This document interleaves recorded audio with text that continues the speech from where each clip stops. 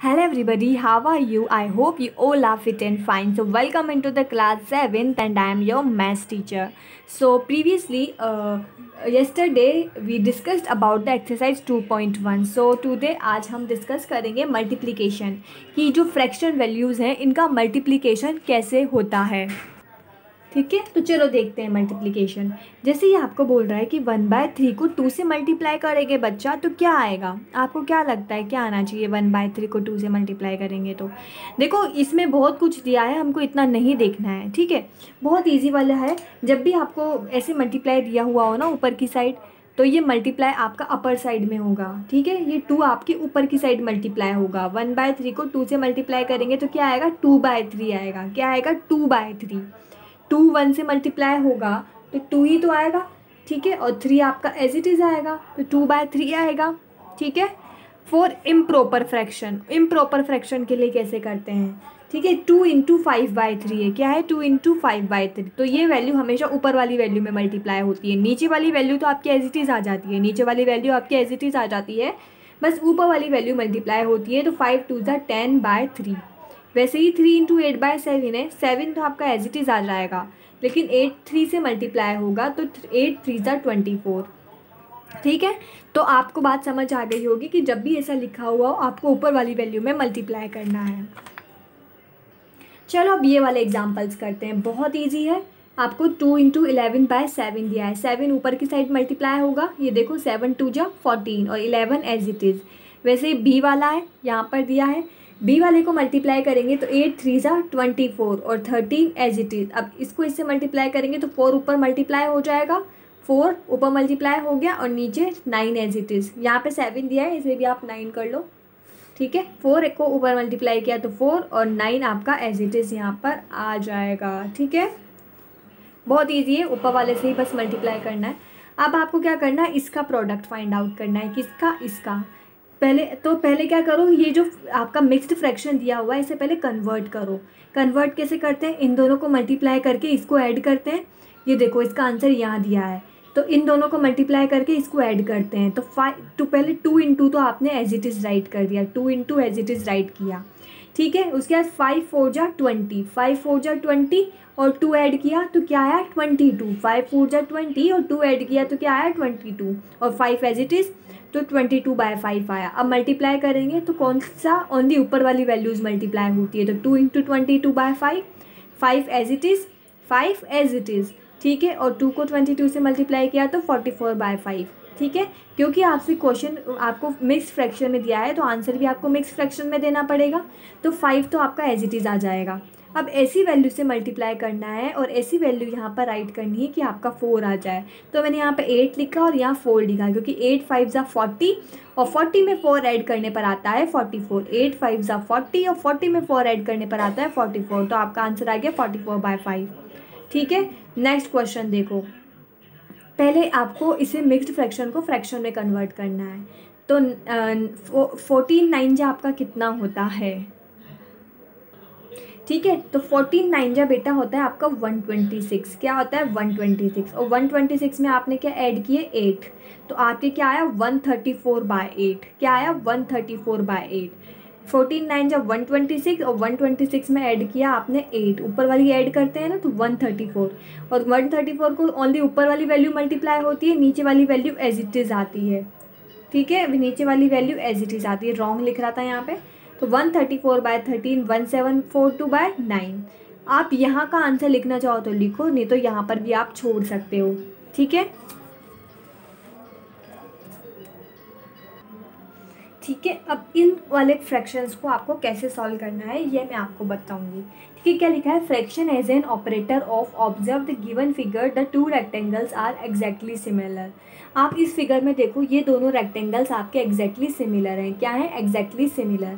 ठीक है, अब आपको क्या करना है? Each shade portion represent 1/2 of 1। एक पोर्शन का 1/2 है। ठीक है, and combine the 2 shaded 1/2 part, it represent the 1।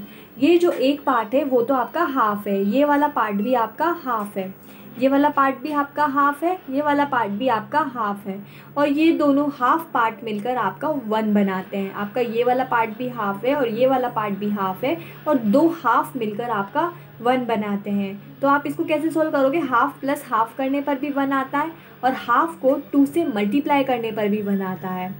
ठीक है, आ गई बात समझ में?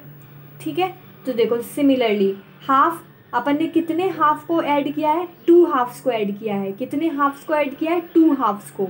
तो जितने हाफ्स को ऐड किया है उससे मल्टीप्लाई कर दो। अभी अपन ने देखा यहाँ पर कितने हाफ है, 1 हाफ 2 हाफ, तो 2 हाफ को ऐड किया है, तो जो हाफ है उसको 2 से मल्टीप्लाई कर दो, तो क्या आएगा 2/2 यानी 1। वैसे 1/6 ऑफ 3, 1/6 ऑफ 3 का मतलब है कि आपने 3 1/6 को ऐड किया है, 3 1/6 को ऐड किया है। 1/6 ऑफ 3 का मतलब है आपने 3 1/6 को ऐड किया है। ठीक है, तो यहाँ पर जैसे 2 हाफ को ऐड करने पर 1/2 को 2 से मल्टीप्लाई किया था, वैसे 3 1/6 को ऐड करने पर 1/6 को 3 से मल्टीप्लाई करेंगे, तो 3/6 यानी 1/2 आपका आंसर आ जाएगा। 1/2 कैसे, यहाँ पर आपका आंसर आएगा 3/6। ठीक है, अभी 3 से डिवाइड होएगा, 3 1 जा 3 और 6, 3 2 जा 6। 3 से डिवाइड होगा ना, ऊपर वाला डिवाइड होगा तो आएगा 1, और 6 डिवाइड होगा तो आपका आएगा 2। ठीक है, जब भी आपसे ऐसे पूछे तो आपको क्या करना है, इसको ऊपर मल्टीप्लाई कर देना है। अब देखते हैं, मिताली हैज़ 48 चॉकलेट्स। मिताली के पास टोटल चॉकलेट्स कितनी है, 48। Trisha has 1/6 number of the chocolate. ठीक है, तो आप कैसे लिखेंगे कि टोटल चॉकलेट्स कितनी है मिताली के पास, 48। टोटल चॉकलेट कितनी है, 48। और त्रिशा के पास क्या है, टोटल नंबर ऑफ चॉकलेट जो है जितना मिताली रखती है उसका 1/6। तो त्रिशा के पास कितना है, 1/6 ऑफ 48। मिताली के पास तो 48 है, लेकिन त्रिशा का 1/6 ऑफ द मितालीज चॉकलेट है, तो 1/6 ऑफ द मितालीज चॉकलेट। तो मिताली की चॉकलेट 48 है, तो 1/6 ऑफ द 48। मिताली के पास 48 है, लेकिन त्रिशा का 1/6 ऑफ मितालीज चॉकलेट है, तो त्रिशा हैज़ 1/6 ऑफ 48। तो 48 को ऊपर मल्टीप्लाई किया तो 48/6, और 6 8 जा 48, तो 8 चॉकलेट बार्स है किसके पास, त्रिशा के पास। ठीक है, क्योंकि त्रिशा के पास किसका 1/6 है, मिताली का 1/6 है, और मिताली की चॉकलेट्स है 48, तो 1/6 ऑफ 48, तो 1/6 इंटू 48, तो 48/6, और 6 8 जा 48, तो 8 आपका चॉकलेट बार्स उसके पास प्रेजेंट है। अब अपन देखते हैं क्वेश्चन नंबर 4, इसको आप ध्यान से देखो। In a class of 60 students, class में कितने स्टूडेंट्स हैं, 60 स्टूडेंट्स। टोटल स्टूडेंट्स कितना है, 60। ठीक है, 1/5 of the total number of the students like to study science. Science कितने को पसंद है, टोटल स्टूडेंट का 1/5, यानी 1/5 ऑफ 60। तो साइंस कितने लोगों को पसंद है, 1/5 of 60। The number of the students who like the study science, कितने स्टूडेंट्स को साइंस पसंद है, 1/5 ऑफ 60। तो 1/5 इंटू 60, तो 60/5, और 60 तो 1/5 इंटू 60 करेंगे तो क्या आएगा, 60/5 आएगा। ठीक है, और 5 को 60 से डिवाइड करेंगे तो 12। तो साइंस कितने को पसंद है, 1/5 ऑफ टोटल स्टूडेंट्स, और टोटल स्टूडेंट्स है 60। टोटल स्टूडेंट्स कितने हैं, 60, तो साइंस पसंद है इतने को। 2/5 of the total number like to study mathematics. ठीक है, 2/5 को क्या पसंद है, मैथमेटिक्स। तो मैथमेटिक्स कितने को पसंद है, 2/5 ऑफ द टोटल स्टूडेंट्स, तो 2/5 इंटू 60, 2/5 इंटू 60। जब अपने को साइंस कितने को पसंद थी, 1/5 को, तो 1/5 ऑफ 60। और मैथमेटिक्स कितने को पसंद है, 25 को। टोटल स्टूडेंट में से 25 को, टोटल स्टूडेंट का 2/5 कर दिया तो 24। How many students like study science. Science कितने को पसंद है, 12 स्टूडेंट को। How many students like mathematics, mathematics कितने को पसंद है, 24 स्टूडेंट्स को। कितना ईजी है निकालना, टोटल दिया है तो टोटल का 1/5 कर दो तो number of the science students आ जाएगा, और टोटल स्टूडेंट्स यानी 60 का 2/5 कर दो तो नंबर ऑफ मैथमेटिक्स स्टूडेंट्स आ जाएगा। ठीक है, अब हम एक्सरसाइज 2.2 सॉल्व करते हैं, चलो करें। ठीक है, तो अब आपको क्या बताना है, इनमें से किसका प्रोडक्ट 2 के इक्वल नहीं है। Which of the following product it knows equal to 2, यानी इनमें से किसका आंसर 2 नहीं है। पहले हम फर्स्ट वाला सॉल्व करते हैं। ठीक है, ए वाला क्वेश्चन नंबर 1 का आप ए सॉल्व करो। ए क्या है, 1:3/5 इंटू 6:1/4 इंटू 1/5। अब आप इसको मल्टीप्लाई करो, क्या करो, मल्टीप्लाई। पहले तो इसे फ्रैक्शन में चेंज करो, 5 1 जा 5 और 3 8, ठीक है, 8/5 इंटू 6 4 जा 20 और 20 में 1 ऐड किया 21, तो 21/5। वैसे ही इंटू 1/5 क्या आ गया, 1/5। अब इनको मल्टीप्लाई करो, 5 5 जा 25 और 25 5 जा 125, तो नीचे तो आपके आ गया 125 और ऊपर 8 1 जा 8, 8 2 जा 16। अब 125 को 168 से डिवाइड करोगे तो आंसर 2 तो बिल्कुल भी नहीं आएगा, ठीक है, 2 तो आंसर बिल्कुल भी नहीं आएगा, ठीक है। तो आपका आंसर ए हो जाएगा, क्योंकि क्या बोल रहा है वो, ये बोल रहा है कि इनमें से किसका प्रोडक्ट 2 नहीं होगा, ठीक है। तो इसका आंसर आपका ए आएगा। देखो बेटा मैंने एक मिस्टेक कर दी, आप ध्यान से देखो, यहाँ पर 4 लिखा है, मैंने यहाँ 5 लिख दिया, तभी यहाँ पर 4 आएगा। तो 5 4 जा 20 और 20 5 जा 5 4 जा 20 होता है, ठीक है।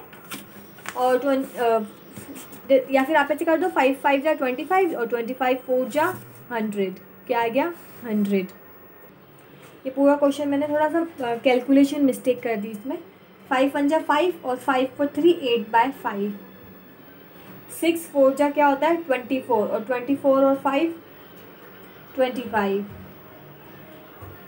और ये 1/5। अब इनको मल्टीप्लाई करो तो 25 8 जा बेटा होता है 200, क्या होता है 200 और 5 4 जा 20 और 25 जा 100, तो डिवाइड करने पे आया 2। तो आपका आंसर ये तो नहीं होगा, क्योंकि वो क्या बोल रहा है 2 नहीं होना चाहिए। फिर हम बी वाला देखते हैं। बी आपका है 1:5/7 इंटू 8:1/6। यही आपका बी है। पहले इसको आप उसमें कन्वर्ट करो, 7 1 जा 7 और 7 5 जा 12, तो ये आपके आया 12/7।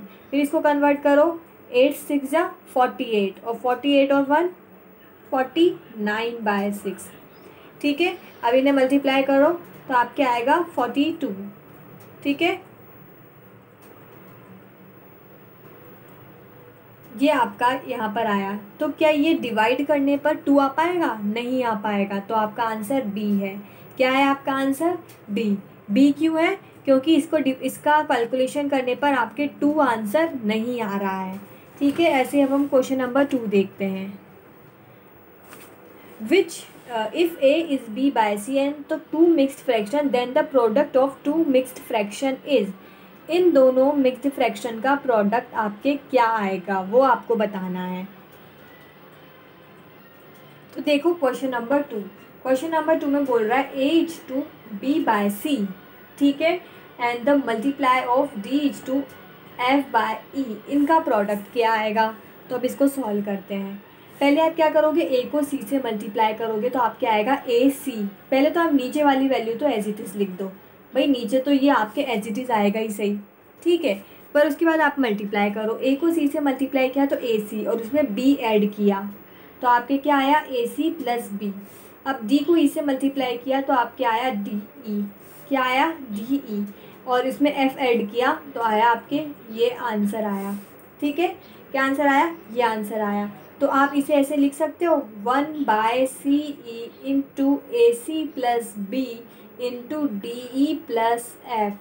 कैसे, सी को ई से मल्टीप्लाई किया तो सी ई, और यहाँ पे मैंने 1 लिख दिया, 1 का मतलब तो कुछ नहीं होता, और इधर ए सी प्लस बी और डी ई प्लस एफ, ठीक है। तो आप देखो कि ये आंसर आपके कौन से वाले ऑप्शन में है। तो आपका फर्स्ट क्वेश्चन में ऑप्शन में आंसर है, तो आपका ए ये आ जाएगा, ठीक है। अब देखते हैं the difference between 3/5 of 120 kg and 3/10 of 120 kg। इन दोनों के बीच में डिफरेंस यानी कि माइनस करना है, ठीक है। तो क्वेश्चन नंबर 3 पूछ रहा है कि difference between 3/5 of 120 minus 3/10 of 120, इन दोनों के बीच में डिफरेंस यानी कि माइनस पूछ रहा है। और ऑफ का मतलब आपको पता है क्या होता है, मल्टीप्लाई करना। अभी अपन ने क्वेश्चन सॉल्व किए थे कि 1/5 ऑफ 60, वो सब सॉल्व किए थे ना, ठीक है। तो अब इसको सॉल्व करो, ठीक है। 3 को इससे मल्टीप्लाई किया तो 360/5 आया, इन दोनों को मल्टीप्लाई करने पे, माइनस एज इट इज़। अब इन दोनों को भी वापस से मल्टीप्लाई किया, ठीक है, इन दोनों को भी मल्टीप्लाई करने पर क्या आया 360/10 ये आया आपका। अब 5 को इससे डिवाइड करो तो 5 7 35, 1 रिमेनिंग 72 आया, ठीक है, माइनस इसको डिवाइड किया तो 36 आया। 72 में से 36 माइनस किया तो आपके आएगा आंसर 36 kg, ठीक है। आप ऑप्शन चेक करो कि कौन से वाले ऑप्शन आपका सही आंसर है। तो सी में आपके 36 kg दिया है, तो आपका आंसर सी करेक्ट होगा, ठीक है। अब नीचे देखते हैं which one both shows that 2/3 shaded parts of the circle, ठीक है। अब आपको पूछ रहा है कि इन तीनों में से किस में 2/3 पार्ट जो है उन पे सर्कल जो है फिल है, ये फिल करके बता रखा है ना, तो इन तीनों में कौन से पार्ट में 2/3 पार्ट सर्किल आपका फिल है। पहले तो मैं आपको एक चीज़ समझाती हूँ, वो चीज़ क्या है वो देखो।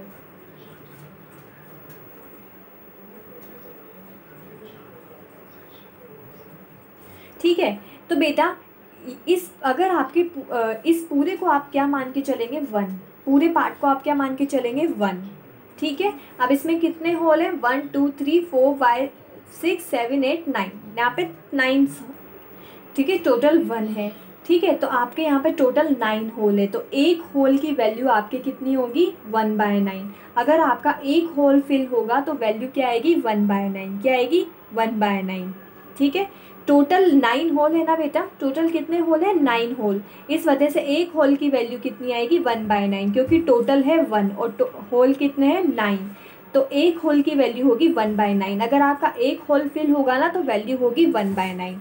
वैसे अब इस क्वेश्चन में देखो, पहले आप फर्स्ट देखो कितने होल फिल है 1, एक होल की वैल्यू क्या है 1/9, क्या है एक होल की वैल्यू 1/9, और होल कितने फिल हैं 1 2 3 4 5 6 होल फिल हैं, कितने होल फिल है 6, तो इसको 6 से मल्टीप्लाई कर दो, तो मल्टीप्लाई करने पे क्या आएगा 6/9, ठीक है। ये कैंसिल हो रहा है 3 से, तो 3 2 जा 6, 3 3 जा 9, तो क्या इन होल्स की वैल्यू 2/3 आ गई ना, तो आंसर इसका क्या होगा ए होगा, क्योंकि एक होल की वैल्यू 1/9 है, तो 1 2 3 4 5 6 होल्स की वैल्यू होगी आपकी 1/9 इंटू 6, तो आंसर आ जाएगा 2/3, ठीक है।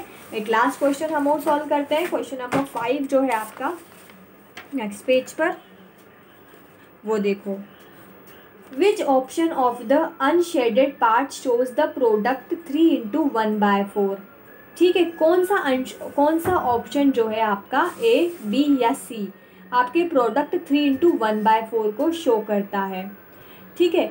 अब देखो ये पूरे का वैल्यू है 1, पूरे का वैल्यू है 1, ठीक है, और कितने बॉक्सेस हैं 4, तो एक बॉक्स का वैल्यू क्या होगा 1/4, जैसे वहाँ पर क्या था पूरे का वैल्यू 1 था, पूरे का वैल्यू 1 था और कितने होल थे 9, तो एक होल की वैल्यू 1/9 थी, ठीक, क्या थी 1/9। वैसे यहाँ पर पूरे का वैल्यू तो है 1 और बॉक्स कितना है 1 2 3 4, तो एक बॉक्स का वैल्यू 1/4, आपको कितना चाहिए 3 इंटू 1/4, कितना चाहिए 3 इंटू 1/4, तो क्या यहाँ पे 3 इंटू 1/4 होगा, कितने बॉक्स फिल हैं 1 2 3 4 5 6 बॉक्स फिल हैं, तो वैल्यू तो आपका 6 इंटू 1/4 आएगा, क्या आएगा 6 इंटू 1/4, तो ये तो नहीं होगा। अब इधर चलते हैं, इधर कितना बॉक्स फिल है 1 2 3, कितना बॉक्स फिल है 3 बॉक्स फिल है। अच्छा एक मिनट, एक और चीज़ देखो, ये क्या बोल रहा है अनशेडेड पार्ट, आपको अनशेडेड पार्ट काउंट करना है, मतलब जिनमें शेड ना हो, मैंने क्या कर लिया जिनमें शेड है वो पार्ट काउंट कर लिया, आपको अनशेडेड पार्ट काउंट करना है, तो 1 2 3 4 5 6 अनशेडेड पार्ट हैं, तो इसकी वैल्यू आएगी 6 इंटू 1/4।